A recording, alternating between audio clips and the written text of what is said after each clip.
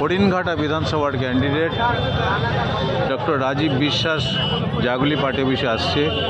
কর্মীদের মধ্যে যে উচ্ছ্বাস, যে উদ্দীপনা, তাতে পরিষ্কার মনেই হচ্ছে বিজেপি ক্যান্ডিডেট অসীম সরকারকে ভাসিয়ে নিয়ে চলে যাবে। এবছর কোনো রকমভাবে পশ্চিমবঙ্গের কোথাও কোনো বিধানসভা কেন্দ্রে বিজেপি একটাও ক্যান্ডিডেট জেতাতে পারবে এরকম সম্ভাবনা কিন্তু একদমই মনে হচ্ছে না।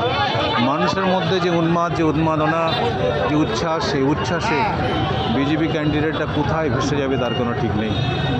আমরা জাগুলি মোড়ে শুধুমাত্র একটা পার্টি অফিসে এত মানুষের উদ্দীপনা, এত মানুষের উচ্ছ্বাস, এত মানুষের উৎসাহ দেখার মতো, মানুষের চোখে পড়বার মতো।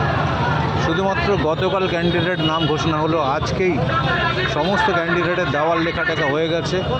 অসাধারণ সমস্ত ব্যবস্থাপনা দেখার মতো। ডক্টর রাজীব বিশ্বাস চলে এসেছেন আমাদের মধ্যে।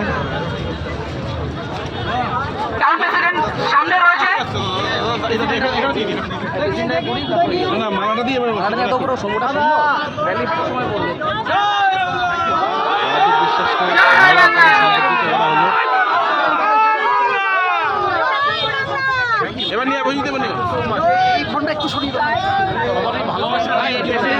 একটু সামনে থেকে সরতে হবে। টাউনের পেছনে